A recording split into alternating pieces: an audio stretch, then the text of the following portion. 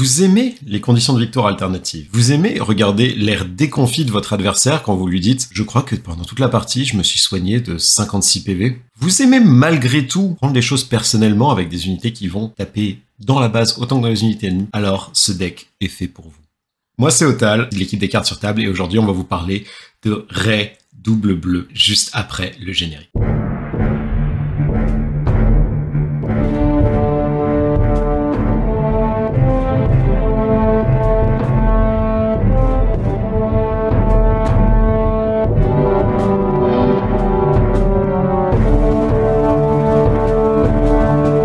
Bon, je sais que je vous ai un peu vendu du rêve avec la description, mais on va quand même vous présenter le deck en quelques mots. Déjà, c'est un deck de type soft control.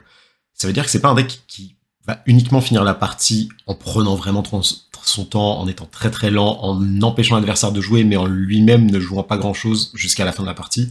Ça va plutôt être un deck qui va réussir à temporiser la partie, répondre aux menaces de l'adversaire, verrouiller ses options, mais à côté développer quand même son propre terrain, ses propres unités et avancer. Il y a une condition de victoire alternative que j'aime beaucoup dans le deck, je l'ai mentionné tout à l'heure, c'est un deck avec lequel vous pouvez vider le deck adverse et pas juste en attendant que ça avance. Vous avez des options pour agir directement dessus. Il y a beaucoup de soins sur la base, que ce soit par les unités ou les événements. Ça récompense vraiment le bon usage de ses ressources. Vous avez pas mal d'unités à bas coût dans le deck, et savoir quand utiliser à quel moment, c'est probablement une des choses les plus importantes avec ce deck. Et c'est un deck qui va beaucoup compter sur ses attaques et sur son leader. Donc ça, je le dis parce que c'est vraiment important. On pourrait croire du coup que c'est un mauvais deck dans Django, puisque Django va vous incliner. Mais le fait que vous ayez pas mal d'unités à bas coût, ça va vous donner un gros avantage justement sur un Django, parce qu'il pourra vous incliner qu'une seule unité par tour. Ça devient compliqué pour lui de savoir laquelle prioriser. On va donc déjà vous parler du leader et de la base. Le leader, c'est Ray. C'est un leader du set 2, Vigilance Héroïsme. Son action est que pour 1 et en l'inclinant, vous donnez un jeton expérience à une unité qui a une puissance de 2 ou moins, d'où le fait que vous allez avoir pas mal de petites unités dans le deck. Et quand elle se déploie à 6 ressources, ça devient une unité de 6, récupération 3, et ça déjà faut pas le négliger parce que récupération 3, ça va très vite vous booster. Et en attaque, vous donnez un jeton expérience et une unité qui a une puissance 2 ou moins. À noter donc, elle-même ayant une puissance de 2 ou moins, et étant en attaque, vous pouvez attaquer avec elle, lui mettre le jeton expérience et vous devenez une 3-7 au moment de l'attaque. Avant de se déployer, il y a une perte de tempo évidente, puisque justement, vous allez devoir utiliser une ressource et une action pour mettre ce jeton d'expérience. Il faudra pas le faire à chaque fois, on en parlera un petit peu plus sur les unités, etc. Mais par contre, une fois qu'elle est déployée, ça devient quelque chose qui est hyper menaçant pour votre adversaire, parce que dès que vous jouez même une unité qui va coûter 1 et qui a des petites stats de rien du tout, bah tout de suite vous pouvez commencer à en faire une grosse unité qui a plein de stats, tout en vous soignant. Pour la base, la même chose que ce que j'avais dit pour Anakin, ou presque, vous voulez jouer une base bleue à 30 PV, 25 PV, que ce soit Poe City, que ce soit la base dont j'ai oublié le nom du premier set qui vous donne un bouclier, ça ne vaut pas le coup. Vous êtes un deck qui veut prendre son temps, vous avez envie d'avoir votre 30 PV. Les effets que ça donne sont pas assez importants par rapport à ce que vous avez de toute façon dans le deck, donc vous préférez survivre avec 5 points de vie de plus, surtout si vous êtes dans une méta où les decks sont hyper agressifs. Les unités terrestres. Alors déjà, les unités qui coûtent 1. On les connaît, on les aime depuis le set 2. La fermière d'humidité, donc c'est une 0,4 récupération 2, et R2, c'est une 1,4. R2 a comme effet, une fois joué en attaque, regardez la carte du dessus de votre deck, vous pouvez la mettre sous votre deck. Donc c'est une bonne façon de cycler votre deck pour savoir ce que vous avez, pour prendre ce dont vous avez besoin. Et moi je trouve que c'est quelque chose de très important, c'est pour ça que j'ai du mal à jouer des decks sans R2. Ça me frustre beaucoup quand je le retire, donc je suis content d'avoir un deck où il a une place. Et ce qui peut être intéressant dans ce deck, ça c'est quelque chose que vous apprendrez au fur et à mesure du moment où vous le jouez, parce qu'on ne le sait jamais au départ.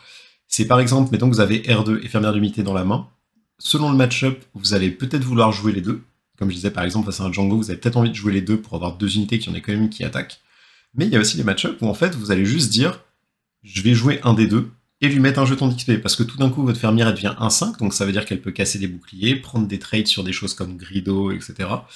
R2 ça devient une 2-5, donc il peut prendre des trades encore plus intéressants, et si par miracle, soyons honnêtes, vous allez rarement l'avoir l'initiative, en début de game en tout cas, si vous réussissez à avoir l'initiative en début de game et que vous pouvez remettre un jeton d'expérience, bah votre R2 qui devient 3-6, bah il peut prendre des gros trades sur beaucoup de choses. Donc il y a un timing à prendre au fur et à mesure du jeu, vous le verrez quand vous jouerez le deck. Mais en tout cas voilà, c'est des cartes qui ont déjà juste ce but d'être renforcées dès le début de la partie, tout en ayant un effet qui fait que votre adversaire va pas aimer vous les laisser sur le terrain. Parce que même la fermière 0,4, Bah, à partir du moment où elle attaque, elle vous soigne. Même si elle attaque à 0, elle vous soignera. Donc votre adversaire, si c'est un deck aggro, il aura envie de faire quelque chose. Et si c'est un deck contrôle, je pense notamment justement les Power of the Dark Side, pouvoir du côté obscur, plus vous avez d'unités, plus vous avez d'options pour retirer des choses, donc moins il va vouloir jouer ça. Même un Cat Bane, en fait, qui va vous faire des petits pings à 1 dès qu'il va jouer une unité pègre une fois par tour, si vous avez 3-4 unités, vous pouvez répartir les dégâts pour toujours être bien sur les trades. Donc c'est quelque chose de vraiment intéressant et auquel il faut réfléchir quand vous allez prendre vos décisions de qu'est-ce que vous jouez, dans quel ordre vous les mettez sur le terrain, etc. Pour le coup 2, on a une seule unité, c'est Quill. Quill, c'est une carte que j'adore. De base, c'est une 2-3 récupération 1, donc ça va très bien dans cette synergie de je vous soigne, je peux le renforcer parce que ça devient une 3-4 avec un jeton expérience. Et surtout, en attaque, il défausse une carte de votre deck. Si elle partage une affinité avec votre base, vous la renvoyez dans votre main. Donc en fait, c'est un moteur de pioche qui est très très efficace, étant donné que dans ce deck, vous avez quelque chose comme 5 cartes qui ne sont pas vigilance en couleur, donc vous avez une grande probabilité de piocher. Et ça, c'est bien, on aime la pioche ici. Pour les unités à 3, on a déjà Tech. Je l'ai mis qu'en un exemplaire dans le deck principal, c'est surtout une carte qui est là pour vous servir d'option si dans votre méta il y a pas mal de contrôle, et pour vous aider à gagner justement ces match-up contrôle si vous jouez en BO3. Vous l'avez dans le deck principal, vous pouvez le mettre en main deck si votre méta est pas mal agressive, ou au contraire vous pouvez juste ne pas le mettre si vous savez que je ne jouez pas du tout contre du contrôle, mais ça reste toujours une très bonne carte. Les protecteurs de village, 2-2 sentinelles protecteurs, vous pouvez leur mettre un jeton expérience, donc ça devient une 3-3 sentinelle protégée, et là tout de suite votre adversaire va avoir beaucoup plus de mal à le gérer. Yoda, de son côté, on le connaît, force, Jedi, récupération 2, 2-4, donc parfait dans la synergie du leader pour lui donner un petit jeton d'expérience, en faire une 3-5. Et une fois éliminé, vous choisissez n'importe quel nombre de joueurs et pioche chacun une carte. À noter, vous pouvez vous choisir vous, ce que vous allez faire 90% du temps. Mais si vous êtes dans une situation de fin de partie où vous savez que votre adversaire est proche du moment où il va prendre des dégâts parce que son deck est vide, ce qui va souvent vous arriver dans ce deck si vous jouez contre des decks un peu lents, vous pouvez lui faire piocher une carte à lui ou elle. Votre adversaire peut piocher une carte, et si son deck est vide, il va prendre 3 dégâts, et si son deck n'est pas vide, ça va le rapprocher de ce moment-là. Donc il y a vraiment des fois ce calcul à prendre en compte. J'ai déjà gagné des parties face à un adversaire en lui faisant exactement ce coup-là. J'ai envoyé mon Yoda dans une de ses grosses unités, mon Yoda est mort, il m'a soigné de 2, je lui ai dit pioche une carte. Il m'a regardé et fait quoi? Et oui, et le Yoda, c'est choisi n'importe quel nombre de joueurs. Le nombre de joueurs, c'est toi, moi, tous les autres. Et du coup, j'ai gagné comme ça, parce que ça lui faisait les 3 dégâts, plus après les 3 dégâts x2 de la meule à la fin du tour, donc il a pris 9 dégâts, et c'est comme ça qu'il a perdu la partie. Donc vraiment, petit truc de rien du tout. Donc si vous jouez le deck, pensez à le faire. Si vous jouez contre ce deck, n'oubliez pas que c'est une option et que du coup, faut prendre ça en compte dans vos calculs. Pour les unités de coup 4, on a toujours le bro, Kanan. Kanan que j'ai eu beaucoup de mal à aimer au début, mais à partir du moment où j'ai commencé à le jouer au set 2, c'est devenu une de mes cartes préférées. Donc c'est Force, Jedi, les mots-clés que vous voulez. Il ne synergise pas forcément avec le leader dans le sens où vous n'allez pas pouvoir lui mettre de jetons d'expérience. Par contre, en attaque, vous défaussez une carte du joueur défenseur pour chaque unité spectre ami. Bon, vous n'en avez qu'une, hein, c'est lui, donc ça fera défausse de 1. Mais dans un deck où une des conditions, c'est la meule, donc le vidage de deck adverse, c'est très fort. Et en plus, cette carte, selon les symboles qu'il y a dessus, pour chaque symbole d'aspect différent, vous vous soignez de 1 PV. Donc vous pouvez soigner entre 1 et 2 PV quand vous faites ça, à chaque fois qu'il attaque. Donc c'est une très bonne unité. En plus, le body 4-5 est efficace sur plein de trades. Il synergise aussi avec une carte qu'on verra plus tard dans le deck, tout comme Yoda d'ailleurs. Donc ceux qui me connaissent et qui connaissent les synergies bleues en général, vous pouvez déjà deviner de quoi on parle. En tout cas, c'est une excellente carte. Satine 06. Chaque unité, y compris les unités ennemies, et ça c'est important, gagne action. Inclinez-la, défaussez un nombre de cartes du deck d'un adversaire égal à la moitié des PV restants de cette unité, arrondi au supérieur. Traduction. Vous arrivez à incliner Satine, elle va détruire les 3 cartes dessus du deck adverse. Je sais que voir le y compris les unités ennemies, ça peut faire peur. Je rappelle que vous êtes un deck qui a quand même beaucoup d'options de contrôle. Vous allez normalement pouvoir empêcher votre adversaire d'avoir beaucoup d'unités sur le terrain, voire des unités tout court. Et normalement, à partir du moment où vous avez cette unité sur le terrain, si vous savez la jouer au bon moment, c'est-à-dire justement quand vous avez un peu ce contrôle du terrain et que vous êtes relativement en sécurité sur la partie contrôle du board, votre adversaire va devoir, au contraire, utiliser des ressources pour soit tuer vos PV, soit tuer votre Satine, plutôt qu'utiliser ces unités pour essayer de vous meuler, parce qu'en fait, vous gagnez à la meule. Pourquoi? Déjà parce que rien que Satine elle-même est 0,6, donc c'est 3 cartes par tour, mais en plus, ça veut dire que vous pouvez lui mettre des jetons d'expérience avec votre leader, donc à chaque fois que vous lui mettez un jeton d'expérience, Satine peut aller jusqu'à 3,9. 3-9 sur Satine, ça fait qu'elle peut retirer 5 cartes par tour du deck adverse. Bon, le temps qu'on y arrive, c'est pas tout de suite, mais en tout cas, c'est quand même beaucoup. Si vous avez à côté, par exemple, un R2 que vous avez boosté une ou deux fois, 6 PV, il retire 3 cartes. Pareil pour la fermière d'humidité, si elle est passée à 7 PV grâce au plus 3, elle va retirer 4 cartes. Donc si vous avez réussi à mettre en place un board, même de petites unités pas chères, où en fait, si vous vous rendez compte que attaquer est moins utile avec elle que vider le deck adverse, vous pouvez le faire. C'est en plus une très bonne carte contre les decks contrôle, parce qu'en plus, 0-6, au final, il n'y a pas beaucoup d'unités qui vont pouvoir la gérer directement hors d'un trade ou d'un triomphé, parce que 0-6, elle est hors de portée de mettre au tapis, elle est hors de portée de abattre le dragon. Pouvoir du côté obscur, comme je disais, vous avez souvent d'autres unités sur le terrain que vous pouvez sacrifier plus facilement, donc en fait, tant que l'adversaire ne peut pas la gérer, soit avec un removal direct, soit en lui mettant des dégâts dessus, vous êtes content. Et le truc, c'est que le temps qu'il met des dégâts dessus, mais il ne le met pas sur le reste de votre board. Donc si vous arrivez vraiment à trouver un bon timing pour la placer, c'est incroyable. Je dis ça par expérience, hein, parce que je l'ai vraiment fait dans une game contre quelqu'un il y a quelques jours, et Satine, je crois que j'avais Satine, Kanan, R2 et mon leader sur le terrain. En un tour, je lui ai retiré 11 cartes de son deck, juste le tour où j'ai posé Satine, juste ça. Juste vous dire, 11 cartes du deck avec... En soi, bon, Kanan a attaqué, des choses comme ça, mais mon leader qui avait que 3 d'attaque, enfin 3 d'attaque à ce moment-là, je me suis dit, bah, en fait, ça vaut pas vraiment le coup d'attaquer, en plus il y avait une sentinelle, je crois. Donc j'ai fait 7 PV, c'est 4 cartes du dessus du deck, let's go. Et donc voilà, j'ai fait quelques trucs comme ça, et au final, ça permet de contourner pas mal de situations compliquées, où genre si votre adversaire a juste un Obi-Wan Kenobi sur le terrain, et vous avez pas envie de le taper, parce que vous savez qu'il va donner de l'XP à quelque chose de spatial, ou quelque chose comme ça, bah vous dites, bah c'est pas grave, je te détruis ton deck, on verra où on en est après. Donc voilà.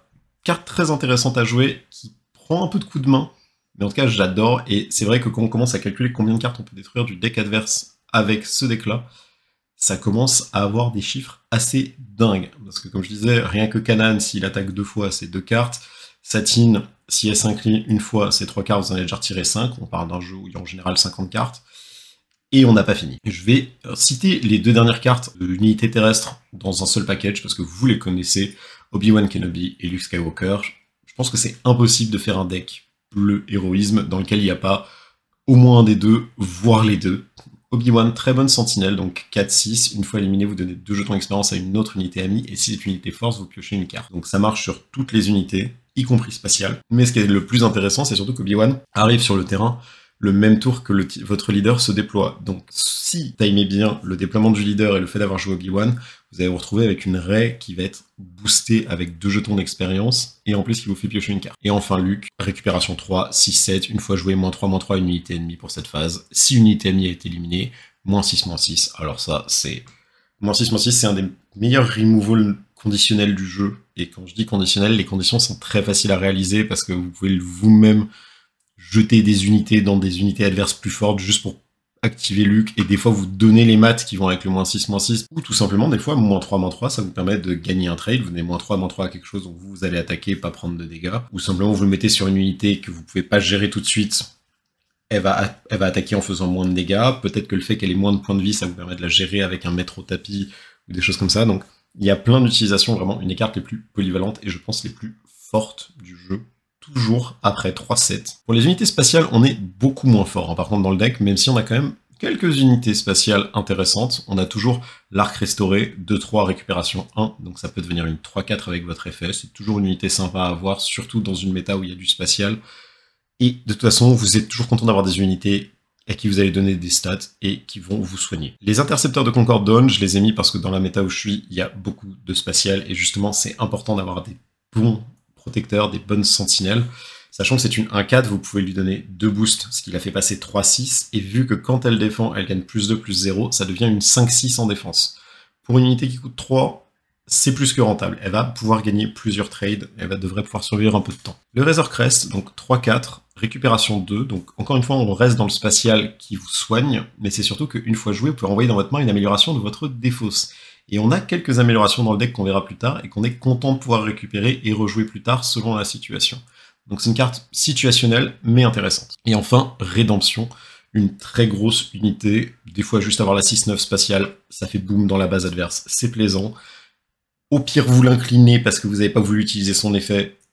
Si vous l'inclinez juste 5 cartes du deck adverse, si vous avez Satine sur le terrain, il y a plein d'options avec cette carte. Et en tout cas, une fois joué, soignez jusqu'à 8 dégâts, répartir comme vous voulez entre n'importe quel nombre d'unités amies ou de base, enfin n'importe quel nombre d'unités, là vous pouvez aussi soigner les unités adverses techniquement, ça peut être intéressant contre un crédit, on sait jamais. Infligez autant de dégâts à cette unité, donc si vous soignez 8 dégâts, ça deviendra une 6-1. Mais tant que c'est sentinelle, déjà, ça reste une unité très intéressante à avoir. Je vais revenir très rapidement sur ce que je disais aussi sur la question de vous pouvez l'incliner et retirer 5 cartes du deck adverse. Je sais qu'on se dit, mais en fait, faire 6 dégâts à la base, c'est forcément mieux que ça. Mais ça dépend où vous en êtes dans le deck adverse, justement. Parce que si vous comptez bien, et que vous vous rendez compte qu'en retirant 5 cartes du deck adverse, votre adversaire va en fait prendre les 6 dégâts à la meule, par exemple, parce qu'il va se retrouver à piocher dans son deck vide et prendre des dégâts derrière, non seulement vous lui avez fait les 6 dégâts que vous lui auriez fait en attaquant, mais en plus, vous lui avez retiré des ressources avec lesquelles jouer. Donc, il y a quand même des situations où vous êtes content de juste retirer des cartes de l'adversaire au lieu de l'attaquer. Les événements. On est un deck bleu, on a des événements bleus. Il y a des très bons événements, mais on va commencer par un événement qui n'est pas bleu. Ravitaillement. Vous l'avez en une fois dans le deck principal, vous l'aurez aussi dans le sideboard que je vous présente juste après. Il vous permet de mettre jusqu'à 4 cartes dans une des fosses, enfin en dessous du deck de son propriétaire. Très important parce que vous voulez vider le deck adverse, mais si le vôtre se vide aussi, c'est moins bien. Et je rappelle toujours cette petite technique que les gens des fois ont tendance à oublier, surtout qu'on voit un peu moins ce genre de deck en ce moment. Ravitaillement, comme tous les événements, part à la défausse avant que son effet s'active. Donc vous jouez ravitaillement, il part à la défausse, il peut faire partie des 4 cartes que vous remettez en dessous du deck. Personnellement, c'est quelque chose que je conseille régulièrement de faire, donc vous prenez 3 cartes et ravitaillement, vous les mettez en dessous du deck, et comme ça, au moins, ça vous permet d'être sûr de jamais tomber à plat, à part face à un autre deck qui va essayer de vous meuler. Ensuite, égaliser. Une des raisons pour lesquelles on va jouer double bleu, c'est cette carte. Vous choisissez une unité, vous lui donnez -2/-2 à cette phase, et si vous avez moins d'unités que votre adversaire, parce qu'on a vraiment l'utilisé sur votre adversaire, vous donnez -2/-2 à une autre unité pour cette phase. Je parlais de la polyvalence de Luke, on a exactement la même situation ici. C'est une carte qui, selon ce qui va se passer, peut vous permettre de gérer des unités avec bouclier, par exemple, comme un 7 Fleet Defender, mais le fait qu'en plus, ce soit quelque chose qui permette d'affecter plusieurs unités, ça vous permet d'avoir un très bon removal face à certains decks. Et des fois, tout simplement, c'est pas une question de removal, c'est juste une question de gagner du temps. Vous savez que quand la partie va avancer, vous avez accès à d'autres outils qui vous permettent justement de détruire plus facilement les unités, vous avez votre leader qui va se déployer, vous avez Luke, vous avez Rédemption. Vous pouvez juste utiliser ça un tour pour que des unités adverses fassent, au final, 4 dégâts de moins si votre adversaire en a moins. Vous pouvez prendre ça comme indirectement un soin 4, et en plus, si vous baissez suffisamment les statistiques d'un adversaire, vous pouvez aussi juste, comme je disais tout à l'heure, prendre un trade qui normalement aurait dû tuer une de vos unités, et au final, non. Je pense par exemple le soldat d'infanterie marine, qui est une 3-3 basique que vous allez croiser souvent contre Sabine. Tout de suite, ça devient une 1-1, même votre R2 1-4 peut le gérer. Et tout de suite, en fait, ça change vraiment la mécanique et la dynamique du tour de jeu. Ensuite, les derniers événements qu'on a dans le deck sont tous à coup 4. Abattre le dragon, éliminer une unité non leader de puissance 5 ou plus, très fort contre à peu près tous les decks qui veulent aller en late game, et même contre Sabine, puisque vous serez très content de pouvoir gérer des pots, des breakers, pour seulement un coup de 4. Ça, c'est toujours agréable. Mettre au tapis, éliminer une unité dont les PV restants sont de 5 ou moins. Ce qui est très bien, c'est que c'est les PV restants et pas les PV imprimés. Donc, comme je disais, avec des égalisés, avec des trades, avec ceci, cela, vous pouvez retirer une unité du terrain tout simplement pour un coup de 4. Encore une fois, ça passe à travers les boucliers, ça passe à travers tout. C'est hyper polyvalent et c'est ce qu'on veut dans ce genre de deck. Et enfin, la carte principale pour laquelle on joue double bleu avec égalisé, Vigilance. Pour ceux qui ne connaissent pas Vigilance, la carte la plus chère à mon cœur que j'essaie de mettre dans tous les decks, elle coûte 4 en double bleu. La plupart du temps, les gens oublient qu'elle coûte 4 parce qu'ils pensent qu'elle coûte 6, parce qu'elle est tout le temps jouée hors couleur, en fait, elle va être jouée dans les decks bleu-rouge, etc. Donc là, elle ne coûtera que 4, et ça, c'est ce qui change tout dans ce deck. Vous choisissez 2 effets dans l'ordre de votre choix, et vous pouvez attendre la fin de la réalisation d'un des effets avant de choisir le deuxième. Ça, c'est aussi devenu très important, c'est un changement dans les règles qu'il y a eu relativement récemment, donc je le rappelle ici. Défausser 6 cartes du deck d'un adversaire, soigner 5 dégâts d'une base, éliminer une unité dont les PV restants sont de 3 ou moins, donner un jeton bouclier à une unité. Et je pense que ce deck est probablement un de ceux où on utilise le plus efficacement tous les effets de vigilance. Défausser les 6 cartes du deck d'un adversaire, en combinaison avec le reste de ce que j'ai dit, ça peut vous permettre de limiter les options de l'adversaire et surtout de le mettre dans une situation compliquée très rapidement et de l'amener à la meule très rapidement. Soigner 5 dégâts d'une base. Vous avez beaucoup de récupération dans le deck, donc vous allez vraiment remonter en combinaison de ça beaucoup de points de vie. Éliminer une unité dont les PV restants sont de 3 ou moins. On revient sur ce que j'expliquais tout à l'heure avec le mettre au tapis. Vous pouvez mettre des -3/-3, vous pouvez mettre des trades, vous pouvez faire plein de choses, vous pouvez passer à travers les boucliers. C'est polyvalent, c'est hyper fort. C'est trop bien de pouvoir détruire des unités gratuitement comme ça, avec seulement comme condition les PV, surtout dans un deck où vous pouvez influer sur les PV de l'adversaire. Et enfin, donner un jeton bouclier à une unité. On pourrait croire que c'est pas forcément incroyable de donner un jeton bouclier à une unité. Mais, reprenons l'exemple de Satine tout à l'heure, où je vous disais, c'est une très bonne unité, votre adversaire va vouloir la gérer, et elle est hors de portée de la plupart des removals du jeu. Donc votre adversaire va être obligé de lui mettre des dégâts dessus. Bah mettez-lui un bouclier, et regardez-le, essayez de mettre des dégâts, et du coup, craquer encore plus de ressources sur votre carte, qui est juste une 0/6 pour le moment. Ou tout simplement sur votre leader. Ray, c'est une excellente unité, vous n'avez pas envie de la perdre tout de suite, vous avez envie de continuer à utiliser sa récupération, ses dégâts, son moteur d'XP qu'elle donne à chaque fois qu'elle attaque. Un bouclier, bah, ça va vous garantir qu'elle reste un peu plus longtemps sur le terrain normalement, puisqu'à part la chute du rival, il n'y a pas grand chose qui va pouvoir la gérer d'un seul coup à travers un bouclier.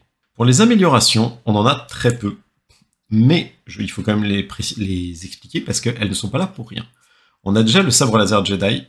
Vous le connaissez, c'est une carte qu'elle a depuis le 7-1, +3/+3 à une unité, et si en plus c'est une unité force, elle donne -2/-2 au défenseur lorsqu'elle attaque. Plein d'utilité, sachant que -2/-2 au défenseur pour cette phase, c'est pour le tour entier, donc même si vous ne tuez pas l'unité que vous avez visée, elle reste à -2/-2 jusqu'à la fin du tour, donc ça veut dire qu'elle va continuer à taper moins fort, être plus facilement à portée de cible pour les autres, etc. Donc une excellente carte.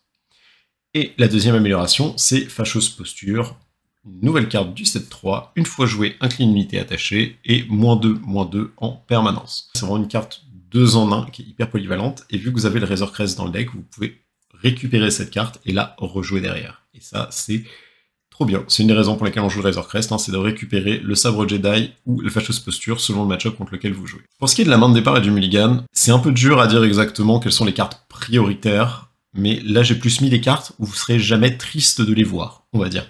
Mais à partir du moment où vous avez des cartes qui peuvent être jouées tour 1, donc à entre 1 et 2 ressources, vous êtes content dans ce deck parce que c'est tout ce que vous voulez juste commencer à enclencher votre moteur. J'ai déjà parlé d'R2-D2, de la fermière. R2 parce qu'il vous permet de bien savoir ce qui va venir dans le deck, la fermière parce que c'est une unité que vous pouvez facilement booster et qui permet de vous soigner. Tuile parce qu'il permet de piocher. C'est toujours bien de piocher. Yoda, récupération, des bonnes stats, il peut être boosté. Et le sabre Jedi, je l'ai mis là, mais c'est un peu de l'optionnel. Vous voulez l'avoir principalement si vous savez que vous allez pouvoir mettre des Jedi relativement tôt, ou que vous allez être suffisamment peu menacé pour le mettre sur votre leader. Donc c'est pas quelque chose que vous devez volontairement garder si vous voyez que votre main n'est pas folle.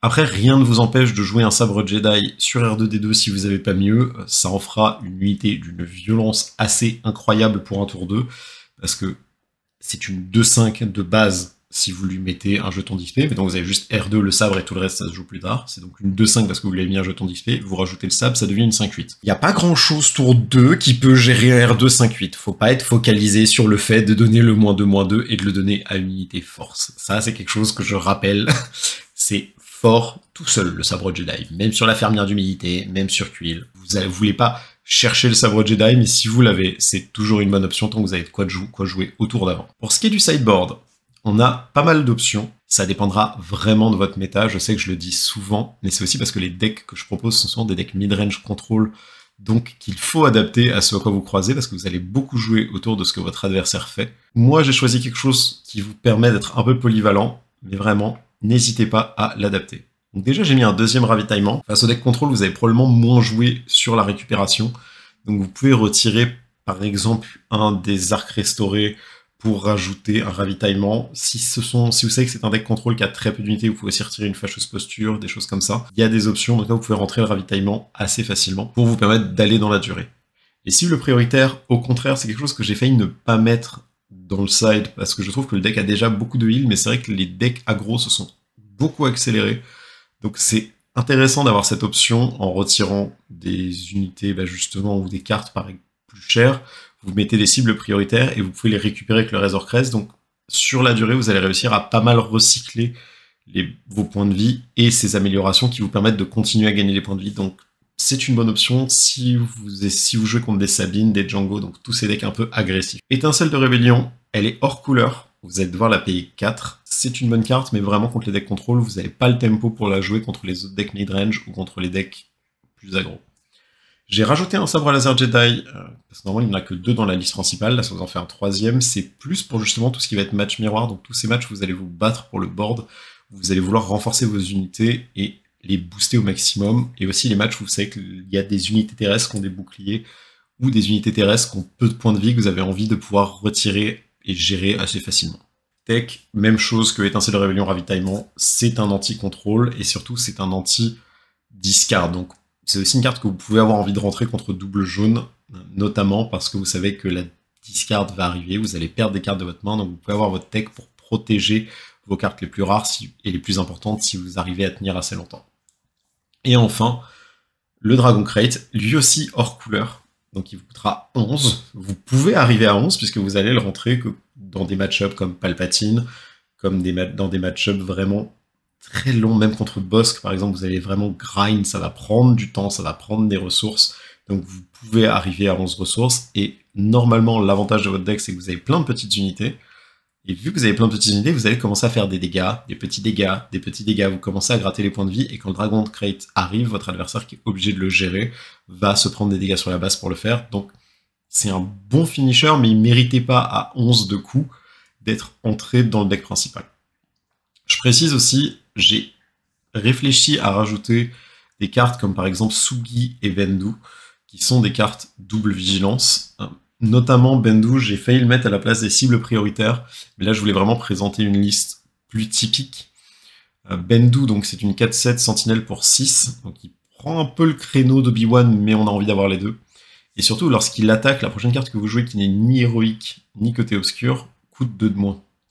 Ça vous permet par exemple de jouer votre vigilance à coût de 2, ça vous permet de jouer le Dragon Crate à coût de 9, c'est-à-dire son coût normal. Il y a beaucoup d'options avec Bendu, c'est une bonne carte, mais c'est juste que je n'ai pas trouvé l'endroit où le mettre en fait, tout simplement. Je voulais le mettre, mais je n'ai pas trouvé exactement où le rentrer, parce que c'est le problème des decks comme ça, c'est qu'en fait il y a beaucoup de très bonnes cartes, et c'est dur de trouver lesquelles retirer. Donc si vous avez des idées de choses qui peuvent justement être mises dans le deck à la place de ce que j'ai déjà, n'hésitez pas. Et d'ailleurs, je vais vous présenter la decklist, hein. Enfin, elle sera dans la description comme d'habitude, mais au moins comme ça vous la voyez concrètement. Beaucoup de x3 et de x2, mais ça c'est aussi une préférence personnelle, j'aime beaucoup avoir des cartes pour les avoir plus souvent. J'avais parlé de Bendu, hein, mais quand je revois la liste, je me dis toujours que Bendu pourrait rentrer par exemple 2 Obi-Wan, une seule Satine, vous pourriez peut-être mettre 2 Bendu comme ça. Je suis beaucoup trop fan de la condition de victoire meule pour me baser sur une seule Satine, je pense que c'est important d'en avoir 2 pour réussir à avoir cette option, mais elle pourrait aussi aller dans le side, justement, si vous jouez contre des decks très agressifs, Satine ne doit jamais toucher le terrain, en fait. Donc, elle pourrait aller en side et être remplacée soit par Sugi, qui est donc sentinelle si votre adversaire a une amélioration, ça compte le bouclier et l'expérience, soit Bendu, qui permet de réduire le coût de vos cartes, justement de vos cartes de removal, donc ça va être le vigilance, le takedown, donc mettre au tapis, abattre le dragon, fâcheuse posture, égaliser. Donc, c'est quand même intéressant d'avoir une option pour jouer vos cartes moins chères, et en plus c'est une sentinelle Bendu. Donc, encore une fois, la liste est customisable, adaptable à vos propres goûts, et c'est le but. Je sais que je parle beaucoup sur ces vidéos-là, mais j'aime vraiment donner les détails de pourquoi je fais ça, d'expliquer mes choix, en discuter, et vous le savez aussi si vous nous suivez, et donc si vous ne nous suivez pas, n'hésitez pas à vous abonner, comme ça au moins vous serez au courant de quand nos vidéos sortent. Mais si vous le savez, si vous me suivez, j'aime discuter aussi avec vous dans les commentaires, si vous avez des questions sur certains de mes choix que j'ai pas très bien expliqués, ou pas assez expliqués, ou des choix que vous trouveriez plus pertinents, ou même juste si vous voulez poser des questions en général ou discuter en général, vous pouvez poster un commentaire. J'essaie toujours de répondre dans les délais les plus brefs possibles, ou en tout cas je réponds toujours et l'équipe répond toujours. Donc merci à vous de toujours être là dans nos commentaires, dans nos vidéos, de regarder nos duels sur la chaîne secondaire, de répondre à nos analyses, de nous dire coucou quand on se voit en événement. Ça nous fait toujours plaisir, donc vraiment, gros cœur sur vous. Merci beaucoup et à la prochaine. Ciao tout le monde.